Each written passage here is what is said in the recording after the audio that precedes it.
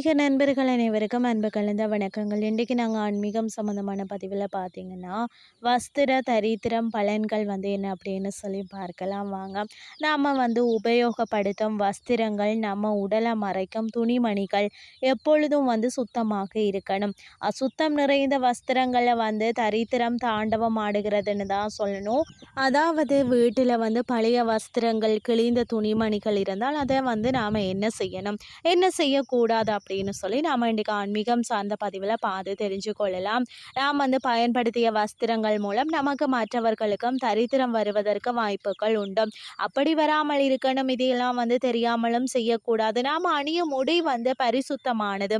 அது எப்பொழுதும் சுத்தமாக இருக்கணும் இல்லையா? கந்தலானாலும் கசக்கி கட்டு என்று ஒரு பழமொழி இருக்கிறது. கந்தல் ஆகி போன வஸ்திரமும் பயன் தரும், ஆனால் அதை கசக்காமல் காட்டினால் தரித்திரம் வரும்னு சொல்லப்படுகிறது.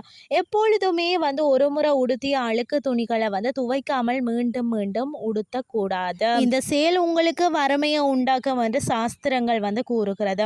அழுக்கு துணிகளை துவைக்காமல் அப்படியே யாருக்கும் தானமாகவும் கொடுக்க கூடாது. இது மகா பாவமாகவும் இருக்கிறது. கிழிந்த துணிமணிகளை அது போல யாருக்கும் தானம் கொடுக்க கூடாது. தானம் செய்பவர்கள் பழைய நல்ல துணிமணிகளை மட்டுமே தானம் செய்யணும். வஸ்திர தானம் நீண்ட ஆயுள கொடுக்கக்கூடியது. வீட்டில் நீண்ட கால உடல்நல கோளாறுகளால் அவதிப்படுபவர்கள், இல்லாதவர்களுக்கு வஸ்திர தானம் செய்து பாருங்களேன். ஆரோக்கியம் மேம்படும். குறிப்பாக பிள்ளைகளால் கைவிடப்பட்ட முதிய பெற்றோர்களுக்கு நீங்கள் வஸ்திர தானம் செய்வது ஆயுள அதிகரிக்க செய்யும். நல்ல ஆரோக்கியத்தை கொடுக்கும். வஸ்திர தானம் கொடுக்கும் முறை புதிய வஸ்திரங்களை யாருக்கு வேண்டுமானாலும் நீங்கள் மனதார நீங்கள் எந்த நேரத்தில் வேண்டுமானாலும் நீங்கள் நாள் கிழமை நட்சத்திரம் எதுவுமே பார்க்காமல் கூட நீங்கள் தானம் செய்யலாம். இதுதான் சிறந்த தானமாக இருக்கிறது. ஆனால் பழைய வஸ்திரங்களை தானம் கொடுக்கும் பொழுது சில விஷயங்களை கடைப்பிடிக்கணும். கிழிந்த வஸ்திரங்கள், அழுக்கு துணிகள் போன்றவற்றை மட்டும் நீங்கள் ஒருபோதும் மற்றவர்களுக்கு தானம் கொடுக்க கூடாது. அதை குப்பையில போட்டு எடுத்து நீங்க எரித்து விடுங்கள். அப்படியே குப்பையில போடவும் கூடாது. இவ்வகையான வஸ்திரங்களை கிழிந்த தடம் தெரியாமல் சிறு சிறு துண்டுகளாக கத்தரித்து சுத்தம் செய்து பிறகு வீட்டை துடைக்க பயன்படுத்தி கொள்ளுங்கள். தானம் கொடுத்து சாபம் நீங்கள் வாங்கி கொள்ளாதீங்க. உபயோகப்படுத்திய நல்ல நிலையில் இருக்கக்கூடிய துணிமணிகளை உங்களுக்கு அளவு பத்தாமல் பயன்படுத்தாமல் வைத்திருக்கும் துணிகள் எல்லாம் ஏழைகளுக்கு நீங்கள் தானம் செய்யலாம். புண்ணியம் சேரும். ஒருவருக்கு தானம் கொடுக்கும் முன் நீங்கள் கொடுக்கும் துணிமணிகள் சுத்தமாகவும் கிழிந்து போகாமலும் அழுக்குகள் அதிகம் படியாமலும் இருக்கிறதா என்பதை நீங்கள் உறுதிப்படுத்திக் கொள்ளுங்கள்.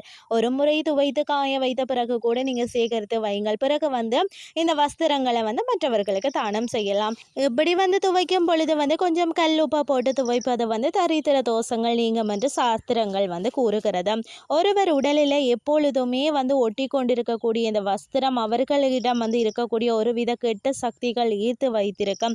எனவே கல்லுப்பை கலந்து நீரில் துவைத்த பிறகு நீங்கள் மற்றவர்களுக்கு தானம் கொடுத்தீங்கன்னு சொன்னால் அந்த வஸ்திரங்களால் மற்றவர்களுக்கு தரித்திரம் பிடிக்காமல் இருக்கும்னு சொல்லப்படுகிறது. பணம் வைக்கக்கூடிய பீரோவில் கிழிந்த துணிமணிகள், எரிந்து போன துணிமணிகள் அதெல்லாம் இருந்தாலே தரித்திரத்தை உண்டாக்கும். வறுமையும் பண சுமையும் அதிகரிக்கும். எனவே இது போன்ற துணிமணிகளை சேர்த்து வைக்காதீங்க அப்படின்னு சொல்லி கூறிக்கொண்டு இன்றைய ஆன்மீகம் சார்ந்த பதிவு உங்களுக்கும் பிரயோசனமாக அமைஞ்சிருக்கும். இதே மாதிரி மற்றும் ஒரு ஆன்மீகம் சார்ந்த பதிவோடு உங்களை சந்திக்கிறேன். நன்றி.